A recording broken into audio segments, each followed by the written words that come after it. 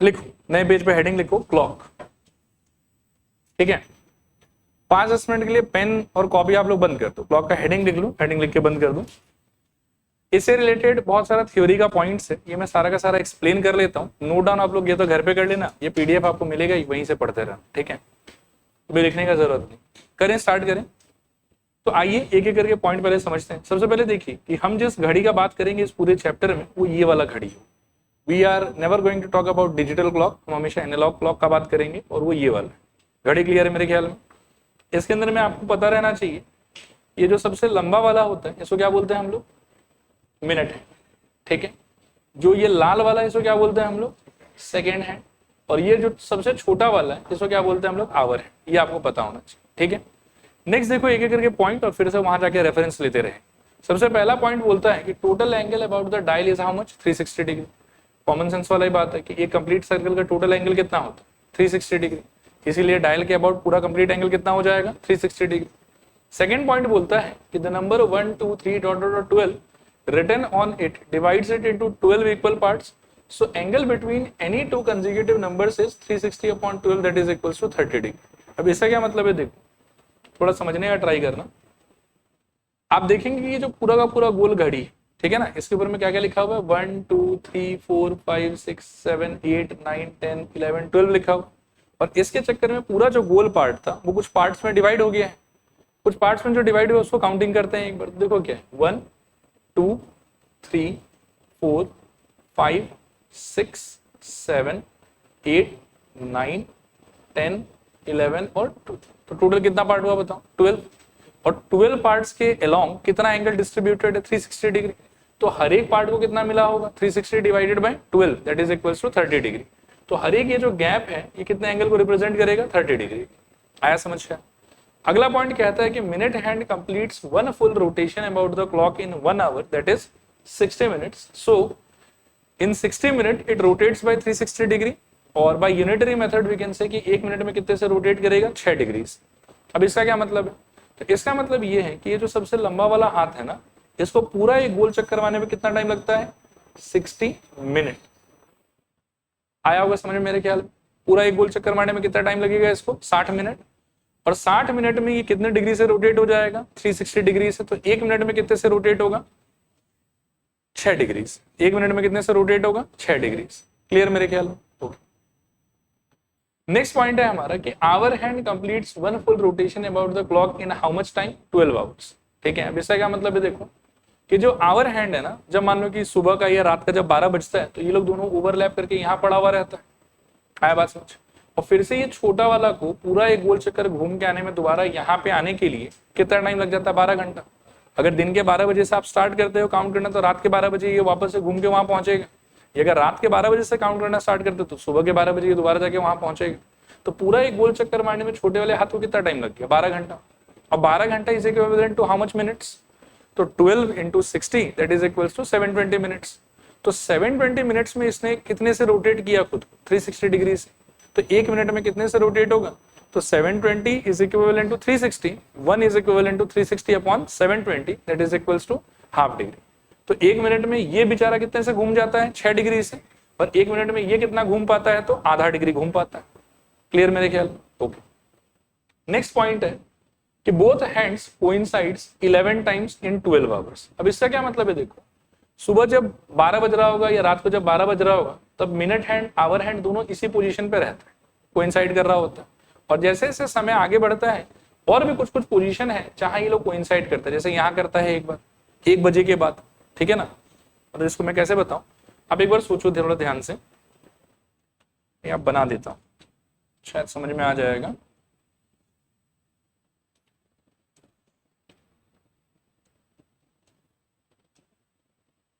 थोड़ा सोचना। हाँ, 1 कब बजता है, ये कैसे बजता है, 1 से ज्यादा बड़ा हो गया। हाँ, 1 कैसे बजता है, थिंक ऐसे कुछ बजता होगा, नहीं ये 12 हो गया, ये 1 हो गया। और 2 कैसे बजता है, ये 12 हो गया, ये 1 हो गया और 2 यहाँ रहता, राइट। ये किधर पॉइंट कर रहा होगा, ये किधर पॉइंट कर रहा होगा, ठीक है। तो 1 से 2 बजने के लिए ये क्या करेगा, ये तो ऐसे घूमेगा ना अपने डायरेक्शन में, और घूमते घूमते एक ऐसा मोमेंट क्रिएट होगा जब ये लोग दोनों क्या हो रहा होगा, एक दूसरे से ओवरलैप। आया बात समझ। फिर से सपोज करो कि अगर आप 3 बजाना चाहते हो, 3 बजने के लिए क्या होना पड़ेगा, ऐसा होना पड़ेगा, ठीक है। तो 3 बजने के लिए क्या होगा कि 2 बजे के बाद में it will start rotating in this direction, and आगे जाते जाते there will be one moment जब ये लोग दोनों एक दूसरे से क्या कर रहा होगा, ओवरलैप कर रहा होगा। आया बात समझ। तो ये वाला पॉइंट हमको कहना चाहता है कि जो ओवरलैपिंग का सिचुएशन है ना, ठीक है ना, ये जो ओवरलैपिंग का सिचुएशन है ये 12 घंटा के इंटरवल में 11 बार होता है। 12 घंटा के इंटरवल में कितने बार होता है, 11 बार। Similarly both hands are opposite to each other, that is at angle of 180 degree, ये भी 11 बार ही होता है। मैं आपको एक एग्जांपल दे सकता हूं, जैसे सपोज करो कि जब 6 बजता है तो एकदम स्ट्रेट हो जाता है ये पूरा का पूरा, ठीक है। फिर सपोज करो कि 9:15 पे, मतलब पूरा स्ट्रेट तो नहीं होता बट ऑलमोस्ट स्ट्रेट रहता है उस मोमेंट पे, कि ये जो आवर हैंड है वो 9 की तरफ पॉइंट कर रहा है एंड मिनट हैंड जो है वो 3 की तरफ पॉइंट कर रहा है, पूरा स्ट्रेट जैसा हो गया एक सिचुएशन। तो ये जो स्ट्रेट होने का सिचुएशन है ना, ये भी एक 12 आवर्स के ड्यूरेशन में कितने बार ऑकर करेगा बताओ, 11 टाइम्स ऑकर करेगा। लेकिन इसके अलावा बाकी जो भी कोई डिग्री है, 90 डिग्री हो गया, 50 डिग्री हो गया, 20 डिग्री हो गया, 30 डिग्री हो गया, 110 डिग्री हो गया, ये सारा एंगल 12 घंटे के पीरियड में 22 बार ऑकर करेगा, चाहे वो 90 डिग्री का बात हो और चाहे वो कोई भी दूसरा एंगल का बात हो, ठीक है। मैं फिर से अपने बात को रिपीट कर देता हूं एक बार। 0 डिग्री का सिचुएशन आवर और मिनट हैंड के बीच में कितने बार ऑकर करेगा, 11 बार। 180 डिग्री का सिचुएशन कितने बार ऑकर करेगा, 11 बार। लेकिन 0 और 180 को छोड़ के बाकी जितना एंगल है वो लोग कितने बार ऑकर करेगा, 22 बार। कितने इंटरवल के अंतर्गत, 12 घंटा के दौरान, ठीक है ना, कितने इंटरवल के बिटवीन में, 12 घंटा के बिटवीन। क्लियर मेरे ख्याल में ये सारा पॉइंट चलेगा। अगला पॉइंट आता है देखो कि relationship between time and angle between the minute hand comma hour hand of the clock, ठीक है। इसको थोड़ा ध्यान से समझ। मैं एक सिचुएशन आपको बता देता हूं, जैसे ये 3 बज रहा दिख रहा है आपको, ठीक है। इसमें आवर हैंड की तरफ पॉइंट कर रहा है, बताओ 3 की तरफ, मिनट हैंड की तरफ पॉइंट कर रहा है 12 की तरफ। तो अगर इसमें मैं आपको पूछूंगी क्लॉक का रीडिंग क्या होगा तो what will you tell me. 3 बज रहा है एग्जैक्ट, मतलब 3 आवर्स एंड 0 मिनट्स। मिनट्स में तो कुछ हो नहीं रहा है अभी, मिनट्स तो जब ये मूव करेगा तब होना स्टार्ट होगा। तो इस सिचुएशन में अगर मैं आपसे पूछूं कि क्लॉक का रीडिंग क्या है तो यू विल टेल मी कि सर 3.00 है इसका रीडिंग, कि 3 घंटा में हो रहा है और मिनट्स में भी कुछ हुआ नहीं है। और इस सिचुएशन में एंगल हम लोग सबको पता है कितना होना चाहिए, 90 डिग्री। अब मेरे पास एक ऐसा फॉर्मूला है, ठीक है ना, कि जिसमें ये एंगल, ये आवर वाला रीडिंग और ये मिनट वाला रीडिंग एक दूसरे से कनेक्टेड फील करते हैं। मतलब एक ऐसा फॉर्मूला है मेरे पास में जिसमें आप इसको रिलेट कर सकते हैं, ठीक है ना। एक तरफ एंगल रहेगा, एक तरफ आपके रीडिंग का आवर वाला पार्ट रहेगा और एक तरफ आपके रीडिंग का मिनट वाला पार्ट रहेगा। If you know both of them, आप उसमें बिठाओ, सॉल्व करके ऑटोमेटिकली आपको आंसर 90 डिग्री मिल जाएगा, ठीक है। वही फॉर्मूला है ये वाला कि relation between time and angle between the minute hand and hour hand, ठीक है। फॉर्मूला देखो क्या है, फॉर्मूला है ये। यहां पर ए का मतलब होता है angle between both the hands, H का मतलब होता है क्लॉक का रीडिंग इन आवर्स और एम का मतलब होता है क्लॉक का रीडिंग इन मिनट्स। 3 बजे का रीडिंग बताओ मेरे को, 3 आवर्स एंड 0 मिनट्स। यहां एच की जगह 3 पुट करूं, 30 इंटू 3 90। एम के जगह पर क्या पुट करोगे, 0। तो सॉल्व करके कितना आएगा, 90 डिग्री। आया बात समझ, पक्का। 6 बजे का सोचो, 6 बजे तो आपको कॉमन सेंस से पता ही है ना कि एंगल कितना होना चाहिए, 180 डिग्री होना चाहिए। आओ चेक करते हैं 6 बजे क्लॉक का रीडिंग क्या होगा, एग्जैक्ट 6 बजे। आवर्स में 6 और मिनट्स में 0 पुट करो तो एक बार, तो यहाँ 6 और यहाँ 0, 30 इंटू 6 का आंसर 180, यहाँ का आंसर 0। तो अल्टीमेट आंसर कितना आ गया, 180। तो एंगल कितना हो गया आपका, 180। नहीं आया समझ, आया बात समझ, क्लियर है ये चीज। हाँ मैं आता हूँ, मैं आ ही रहा था, मैं सोच ही रहा था किसी ने पूछा क्यों नहीं अभी तक। अब मान लो कि 9 बजे का सिचुएशन हो तो कॉमन सेंस क्या बोलता है, कितना एंगल होगा बताओ। हैप्पी, फॉर्मूला कितना दे रहा है आपको, 270। 9 डालो एक बार, तो 9 इंटू 30 कितना हो गया, 270। और ये 0, तो अल्टीमेटली कितना बचा, 270। आपको ऐसा लग रहा होगा कि मैथ्स तो हो गया फेल, लेकिन मैथ्स भाई देखो मैथ्स ही है। देखिए 9 जब बजेगा ऐसा कुछ होगा, आपको ये 90 दिखाई दे रहा था, लेकिन एक और एंगल तो है इसके बीच में, कंप्लीट एंगल तो 360 है। आया बात समझ। तो आपको जो दिख रहा है वो ये 270 दिख रहा है, और ये अगर 270 है तो ऑटोमेटिकली दूसरा एंगल कितना हो जाएगा, 90 डिग्री। आया बात समझ? तो क्लॉक के दोनों हैंड के बीच में किसी भी गिवन मोमेंट पे हमेशा आपको कितना एंगल मिलेगा? 2 एंगल मिलेगा, ठीक है। फॉर्मूला आपको सॉल्व करके मान लो कि कोई एक आंसर बताएगा, दूसरा आंसर अगर आपको चाहिए तो आप इमीडिएटली उसको 360 में से माइनस करके निकाल सकते हैं। देखिए आया समझ के नहीं आया समझ? इवन मैं तो 3 बजे के लिए भी बोल सकता हूँ कि 3 जब बजता है तो ऐसे बजता है, ये 90 है बट ये एंगल तो 270 है। आया बात समझ? फिर हम बोल सकते हैं कि सर फिर से धोखा दे रहा है ये तो, कि हम सॉल्व करें तो हमको तो खाली 90 ही दिखाई दे रहा है, पर टेंशन नहीं लेना, 90 आपको ये दिखा रहा है, बाकी आप अपना कॉमन सेंस यूज कीजिए कि 360 में से माइनस कर लीजिए, आपको दूसरा वाला एंगल भी मिल जाएगा। देखो यहाँ तक आया समझ कि नहीं आया समझ? क्लियर है यहाँ तक? उसके बाद में यहाँ पे ये जो डंडी जैसा बनाया हुआ है ये थोड़ा खतरनाक आदमी, मतलब खतरनाक तो नहीं है, नया आदमी है आपके लिए। इसको हम लोग बोलते हैं मॉडुलस। क्या बोलते हैं बताओ? बोलो, 2-3 बार बोल के ट्राई करो। मॉडुलस, मतलब मैं गलत बोल रहा हूँ, मॉड्यूलस होता है वैसे। चलिए मैं लिख के बताता हूँ, मॉड्यूलस, ये है इसका स्पेलिंग, मॉड्यूलस। क्या बोलते हैं बताओ? मॉड्यूलस। अब पहले आओ मॉडुलस का मीनिंग समझाता हूं मैं आपको। तो मॉडुलस देखने में ऐसा होता है, 2 डंडी के बीच में x, और इसको पढ़ा जाता है मॉडुलस ऑफ x, ठीक है। और इसका इंटरप्रिटेशन या मीनिंग होता है distance of x from 0 on the number line. बस यही मीनिंग है। अगर आपको ये अच्छे से समझ में आ गया तो मॉडुलस में कभी जिंदगी में आपको दिक्कत नहीं है, ठीक है। आइए थोड़ा प्रैक्टिस करते हैं। मॉडुलस ऑफ 5 का आंसर बताइए। इस डेफिनेशन के हिसाब से आपको आंसर बताना। ये बोलता है कि मॉडुलस एक्स अगर आप निकालना चाहते हो तो आप ऐसा सोचो कि आप 0 पे खड़े हो और आपको x वाले पॉइंट पे जाके पहुंचना है, और पहुंचने के लिए जितना आपको डिस्टेंस चल चल के जाना पड़ेगा वही आपका आंसर है। तो आप अगर 0 पे खड़े हैं और आपको 5 पे पहुंचना है तो कितना चलना पड़ेगा आपको? 5 यूनिट्स, ठीक है। और एक और बात याद रखना कि जब हम चलने का बात करते हैं तो we are talking about distance, ठीक है। तो my answer will always be +5। आया समझ? Next let us talk about, अगर मान लो कि मैं आपसे पूछूं मॉडुलस ऑफ 7 कितना हो? 7। आइए थोड़ा बदमाशी करें, मॉडुलस ऑफ -3 कितना हो? वैसे फ्री फॉल में 3 मत बोलो, 3 की -3। क्यों? क्योंकि डिस्टेंस। ये चीज आपको समझना कि यहां पर अगर आपसे पूछा जा रहा है कि मॉडुलस ऑफ -3 कितना होगा, तो एक्चुअल सिचुएशन ये कहना चाह रहा है कि नंबर लाइन है, आप 0 पे खड़े हैं, आपको जाना है -3 के लोकेशन पे, तो -3 के लोकेशन पे जाने के लिए डिस्टेंस कितना ट्रेवल करना पड़ेगा आपको? 3 यूनिट। इसलिए इसका आंसर भी क्या होगा? 3, ठीक है।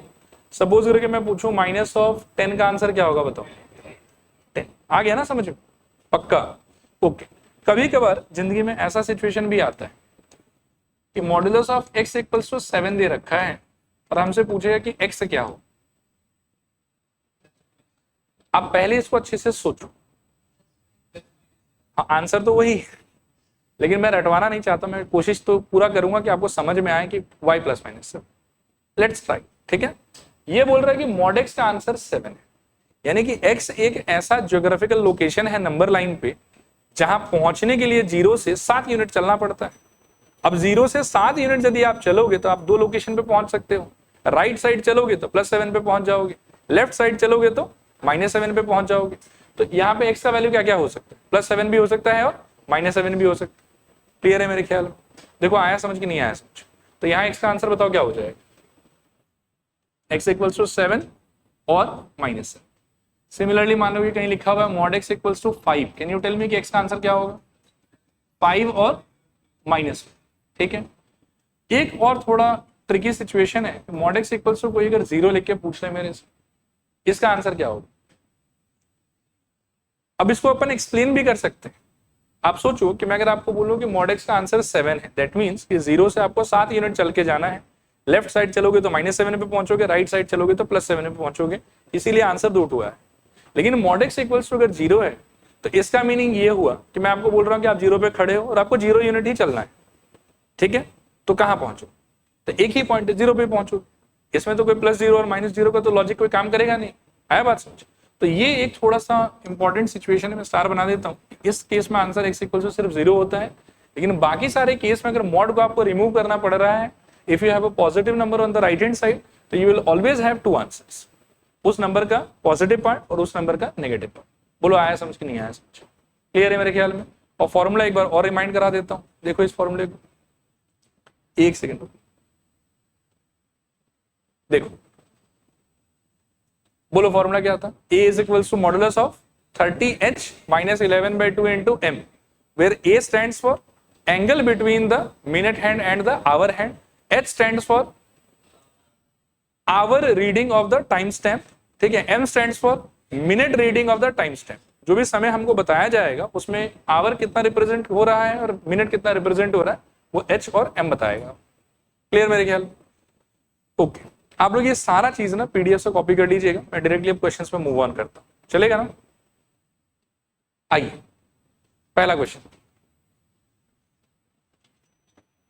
चलिए देखिए क्या बोल रहा है हमसे। ये बोल रहा है कि at what time do the hands of the clock meet, जैसे ही मीट होगा तो एंगल बिटवीन देम का वैल्यू कितना हो जाएगा? 0 डिग्री, ये तो हमको समझ में आ रहा है।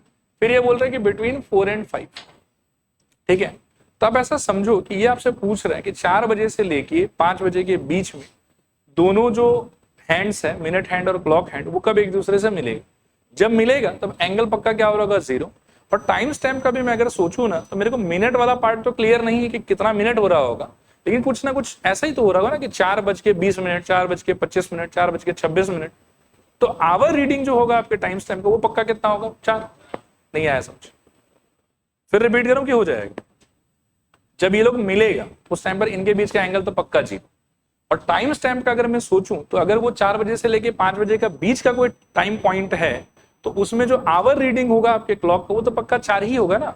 4:05, 6 मिनट, 10 मिनट, 15 मिनट, पता नहीं कितना मिनट, इन 4 बज के सब मिनट होना चाहिए। तो आपके क्लॉक का आवर वाला रीडिंग जो है वो पक्का क्या होगा? 4। मिनट वाला रीडिंग मेरे को अभी के लिए नहीं पता, वो हम लोग सॉल्व करके निकालेंगे। Is the question clear? लिखिए, we know capital A is equals to modulus of 30h minus 11/2 times of m, ठीक है। A का वैल्यू हो जाएगा हमारे लिए 0, this is equals to 30 into H का वैल्यू आप लोग बताओ, अभी भी समझाया मैंने, कितना लेना चाहिए मुझे इस सिचुएशन? 4 minus 11/2 m। एक बार 2 मिनट के लिए बोर्ड पर देखो, मॉड के बाहर जो नंबर आपको दिखाई दे रहा है, is it a positive number या 0? 0 के टाइम पर क्या सिखाया था, क्या समझाया था? कि मॉड हट जाएगा और अंदर वाला मसाला इक्वल्स टू क्या हो जाएगा? 0। लेकिन अगर 0 की जगह कोई और दूसरा पॉजिटिव नंबर होता तो एक बार प्लस का केस सॉल्व करना होता और एक बार माइनस का केस सॉल्व करना होता, बट यहाँ 2 केस की एक केस, यहाँ तो एक ही केस। तो this implies 0 is equals to कितना? 120 माइनस 11/2 m, ठीक है। This implies 120 is equals to 11/2 m, और यहां से m इज इक्वल्स टू मेरे ख्याल में 240 divided by 11, m is equals to 240 divided by 11, ठीक है।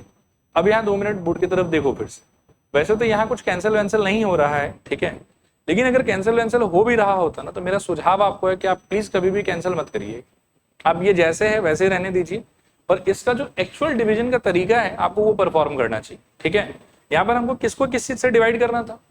240 को 11 से। आइए करते हैं यहाँ पर, और एक बार कुछ कॉपी मत करना, इस पार्ट को थोड़ा अच्छे से समझ लेना। क्या लगाऊं बोलो? 2 तो 22, फिर कितना बचेगा? 220, क्या होगा बताओ? 1, यहाँ कितना आ जाएगा? 11, और फिर कितना बचेगा? 9, ठीक है ना। अब इस चीज को देखो आप कैसे लिखोगे, you will write it like this, this is equals to 21 9/11, ठीक है। और ये आपकी क्या चीज का आंसर आया है? m का आंसर आया है, तो इसका यूनिट्स क्या होना चाहिए? मिनट्स। आया बात? अभी भी मत लिखो, अभी सुनो अच्छे से। दिस इज इक्वल्स टू हो जाएगा 21 मिनट प्लस मेरे ख्याल में 9/11 मिनट, ठीक है। लेकिन एग्जामिनर आपसे ये एक्सपेक्ट कर रहा है कि आप इस चीज को भी थोड़ा और एक्यूरेसी से बताओगे, और थोड़ा एक्यूरेसी से बताने का मतलब है कि इस मिनट वाले पोर्शन को जो फ्रैक्शन में आ रहा है आपका, you are suppose to convert into seconds, ठीक है। वो कैसे होगा देखो, this is equals to 21 minute और प्लस 9/11 टाइम्स ऑफ 60, ये हो जाएगा आपके लिए सेकंड्स। आया बात समझ? और आगे सुनो, this is equals 21 minute plus इसको परफॉर्म करोगे तो कितना हो जाएगा? 540/11। अगेन देखो भगवान का दया कि यहाँ कैंसलेशन हो नहीं रहा, लेकिन अगर होता भी तो मैं नहीं करता उसको, मैं एक्चुअल डिवीजन परफॉर्म करता। अब डिवीजन अगर आप करते हैं यहाँ पे तो देखिए क्या हो जाएगा, 11 और यहाँ पर कितना? 540, आप लगाएंगे मेरे ख्याल में कितना 4 तो 44, 10, फिर मेरे ख्याल में कितना, ठीक ही किया ना मैंने वैसे, ऐसे नहीं 10 के मतलब 100 आ जाएगा एक्चुअली, लिखना थोड़ा आगे पीछे हो गया। 10 यहाँ से सब्ट्रैक्शन ये 100, फिर यहाँ आप लगाएंगे 9, यहाँ आ जाएगा 99, फिर आपके पास में क्या है बताइए 1। ठीक है यहाँ तक। अब इसके बाद का जो काम है ना मैं समझा देता हूं, लेकिन इट इज नॉट मैंडेटरी, आप नहीं भी करेंगे तो भी चले। तो वैसे तो मान लो कि कुछ लोग डायरेक्टली यहाँ से आंसर बोल सकते हैं कि 21 मिनट और सेकंड्स में कितना आ गया बताओ 49 सेकंड, ठीक है। लेकिन इसमें एक एक्चुअल काम ये होता है, देखो कि आपको क्या करना होता है कि आप यहाँ पर लगाइए पॉइंट, पॉइंट के बदले यहाँ क्या आ जाएगा 0, फिर भी ये इससे छोटा तो एक और 0 लगा लो, यहाँ दे दो 0, फिर क्या लगाओगे बताओ 9, और यहाँ कितना आएगा 19, ठीक है। मतलब आपको पॉइंट के बाद क्या डिजिट आ रहा है ये जानना जरूरी है, और जानने के बाद में जो राउंड ऑफ का बचपन वाला रूल था वो रूल आप लगा सकते हैं। अगर पॉइंट के बाद वाला जो डिजिट है वो 5 या उससे ज्यादा आता है तो आपका फिर आंसर 49 नहीं होगा, क्या हो जाएगा 50 सेकंड्स हो जाएगा। लेकिन अगर सपोज करो कि पॉइंट के बाद वाला डिजिट 5 से छोटा आया है आपका, तो you can just ignore it and you can still keep your answer as 49 seconds. लेकिन मैं कह रहा हूं कि ये वाला चीज अगर आप नहीं भी करेंगे तो हो सकता है कि बुक से आपका आंसर 1-2 सेकंड से मैच ना करे, ऐसा हो सकता है, क्योंकि वो किया होगा आप नहीं करोगे तो मैच नहीं करेगा आपका। बट ये भी राइट है वो भी राइट है, इतना परेशान नहीं होना है इसका, ठीक है। लेकिन एक्चुअल तरीका सॉल्व करने का ये कि आप जब सेकंड से कैलकुलेशन करेंगे तो डेसिमल का पॉइंट लगा के और पॉइंट के बाद का एक डिजिट कम से कम आप पता करने का ट्राई कीजिए, और उसको देख के फिर आप राउंड ऑफ के रूल से जो है वो इसको लिख सकते हैं। क्लियर आया समझ, लिखो इसको। अच्छा, ये जो कैलकुलेशन करके आया है हमारा, क्या इसी को आंसर मान लेंगे? नहीं, हमको तो पूरा वो एग्जैक्ट टाइम बताना है कि कब हो रहा होगा ऐसा। तो हमारा आंसर क्या होगा 4.21.49 लिखो। रिक्वायर्ड टाइम विल बी 4.21.49 4.21.49 चलेगा मेरे ख्याल में। ओके, सेकंड क्वेश्चन सेम ही है, फटाफट आप लोग भी ट्राई करो, मैं भी कैलकुलेशन करने की कोशिश करता हूं। Eight what time between 7 and 8 will the hands of the clock coincide, ठीक है। आओ करते हैं। फॉर्मूला तो वही रहेगा, a is equals to modulus of 30h minus 11/2 into m। आप बता सकते हो कि मीटिंग के टाइम पर वापस से या कोइंसाइड के टाइम पर a का वैल्यू कितना हो जाएगा 0। सिंस 7 बजे से 8 बजे के बीच में ऐसा होगा तो आवर रीडिंग क्या होगा मेरे क्लॉक का 7, तो ये हो जाएगा मेरे लिए 30 टाइम्स ऑफ 7, और मिनट का मेरे को एग्जैक्टली नहीं पता तो अभी m छोड़ देते हैं। फिर से मॉडुलस उड़ेगा, यहाँ राइट हैंड साइड में 0 है तो कोई फर्क नहीं पड़ता, तो उड़ा दो उसको, आपको मिलेगा 0 is equals to 210 minus 11/2m। फिर this implies 11/2m is equals to 210, so ultimately m is equals to I think 420/11, ऐसा कुछ आ जाएगा। यहाँ से आपको डिवीजन परफॉर्म करना होगा 11 और 420, तो आप लगाएंगे शायद से कितना 3, तो 33, 7 2 9, तो 90, 8 मेरे ख्याल में 88, 2। तो फर्स्ट आंसर आपका ऐसा दिखना चाहिए कि this is equals to 38 minute. अच्छा, यहाँ एक बार देखो तो बोर्ड पे, पिछले बार मैंने बहुत डिटेल में दिखाया था कि सॉल्व करके ये आया, 2 पार्ट में टूटा, फिर उसको 60 से मल्टीप्लाई किया। अगर आप कंफर्टेबल हो गए हो तो मैं डायरेक्टली 2 स्टेप कम लिखना चाहता हूँ। डायरेक्टली क्या लिख सकते हैं बताओ, क्वोशिएंट को यूज कर लिया मिनट में, और जो फ्रैक्शन बनेगा उसको इंटू 60 करके सेकेंड्स में, तो क्या हो जाएगा बताओ प्लस 2/11। ये मेरा फ्रैक्शन था, अभी के लिए तो ये मिनट है, लेकिन अगर अपन इसको 60 से मल्टीप्लाई कर दे तो क्या हो जाएगा ये सेकेंड। और ये डिवीजन फिर से परफॉर्म करना होगा 120/11, तो आप लगा सकते हो शायद यहाँ पे 10, तो सीधा हो जाएगा 110, बचेगा रिमाइंडर 10, पॉइंट लगा के 0, 9 अगर लगाते हो तो 99, अब राउंड ऑफ करोगे तो 11 हो जाएगा। So this is equals to 38 minute 11 second, ठीक है। फाइनल आंसर देखो क्या होना चाहिए बताओ 7.38.11, 7.38.11, ठीक है। देखो अगला क्वेश्चन देखते हैं फिर। At what time between 8 and 9 the clock will be at right angles. Right angles मतलब 90 डिग्री। लिखो we know A is equals to modulus of 30h minus 11/2 into M. ठीक है, और A का वैल्यू हो जाएगा यहाँ पर 90 degree. This is equals to modulus of 30h, h का रीडिंग क्या होगा आपके क्लॉक का 8 और माइनस 11/2 इंटू एम।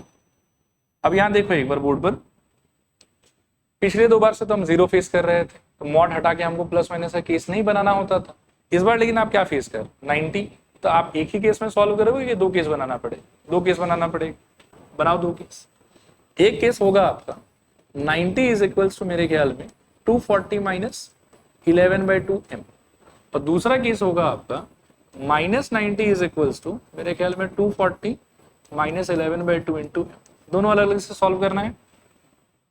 इस वाले में I think 11/2 into M is equals to 90 वहां जाके सब्ट्रैक्ट होगा मेरे ख्याल में 150। ठीक है, और इस वाले में शायद से 11/2 एम इज इक्वल्स टू जाके जुड़ेगा तो मेरे ख्याल में 330। ठीक है, इसको फर्दर सॉल्व करूं तो मेरे को एक केस मिलेगा m is equals to I think 300/11, और एक केस मेरे को मिलेगा m इज इक्वल्स टू 660/11।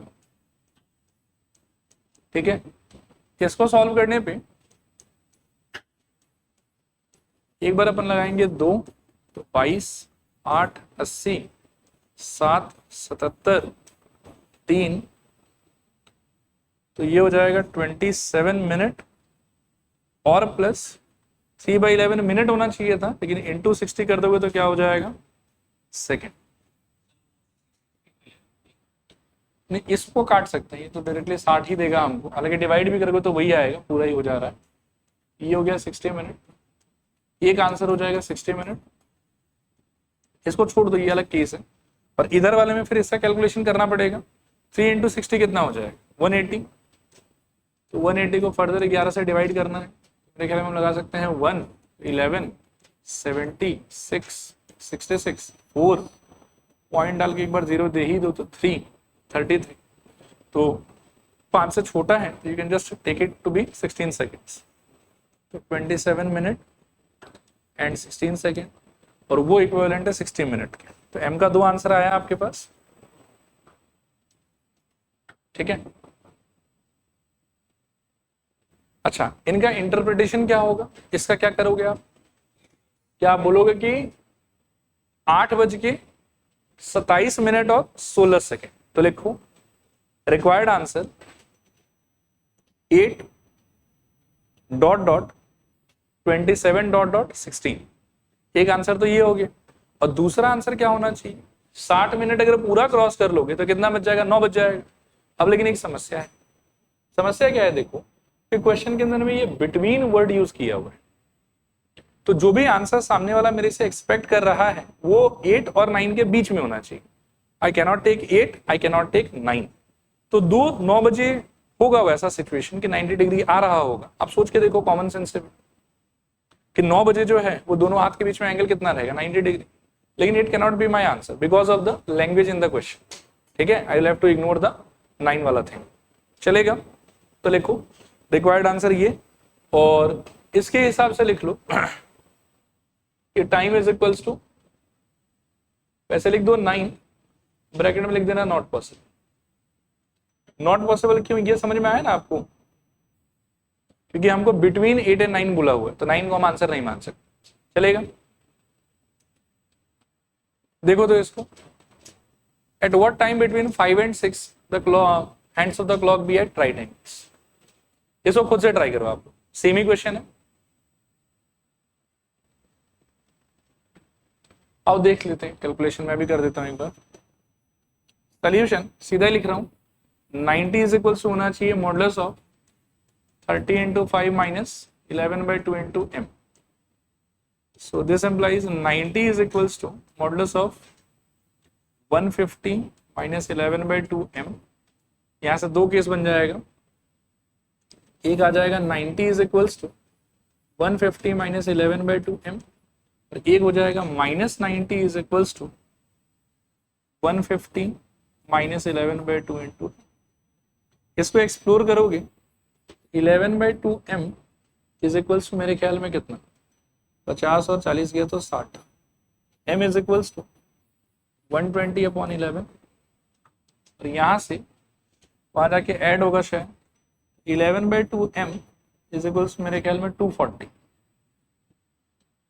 और ultimately m is equals to 480/11। देखो यहाँ तक सबका सेम आया क्या, ऐसा ही आ रहा है, आइए एक्सप्लोर करें। सो एक केस में होगा 11 120, लगाओगे आप शायद से 1 तो 11, 1 10, छोटा ही हो गया ये तो 0, ये सीधा 10 ही लगा लो और बचेगा आपके पास में 10। ठीक है, तो यहाँ हो गया आपके पास में 10 मिनट और प्लस 10/11 इंटू 60 कर दोगे तो ये हो जाएगा second, this equals to 10 minute plus इसका इफेक्ट होगा मेरे ख्याल में 600/11 सेकेंड्स।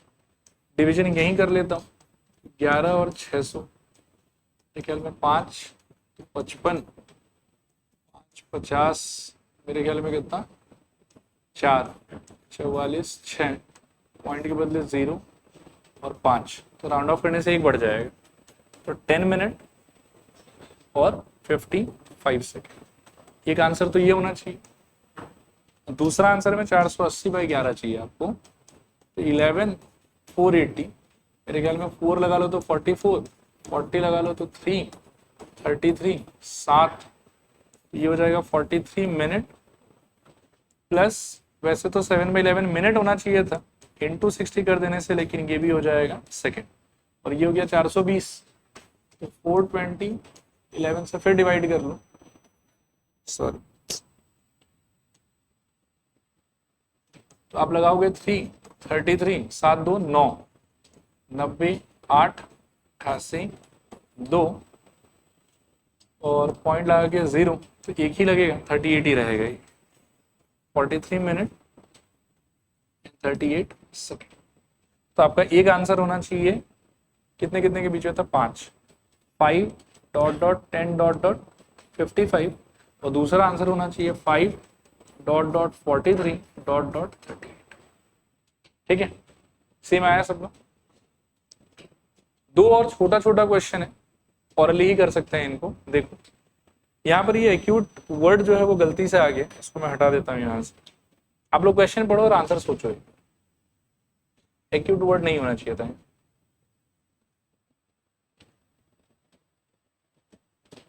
देखो ये बोल रहा है कि find the angle between two hands of the clock at this time step. तो आपको आवर्स के हिसाब से कितना बता रहा है 10, और मिनट के हिसाब से भी कितना बता रहा है 10, और इस मोमेंट में दोनों के बीच का जो एंगल होगा ये आपको बताना है। तो सिंपल है, 0 क्या फॉर्मूला लगाओ ना, A is equals to 30h minus 11/2m, ये हम जानते हैं। This is equals to modulus of 30 into h की जगह पर कितना 10 माइनस 11/2 इंटू m की जगह पर कितना फिर से 10, तो ये 2 और ये 10 कट के 5, और यहाँ पे हो जाएगा शायद से 300, तो 300 माइनस 55, और ये आ जाएगा कितना 245 245। तो एक एंगल 245 हो गया, और वैसे आपको दोनों एंगल मेंशन कर देना चाहिए। तो एक A इज इक्वल्स टू 245 और दूसरा एंगल शायद 115 डिग्री, ये दोनों मिला के 360 होना चाहिए। तो एक एंगल अगर ये है तो दूसरा एंगल 360 माइनस ये वाला होगा, और करेंगे तो 115 आ जाएगा। डन। ये वाले का बताओ।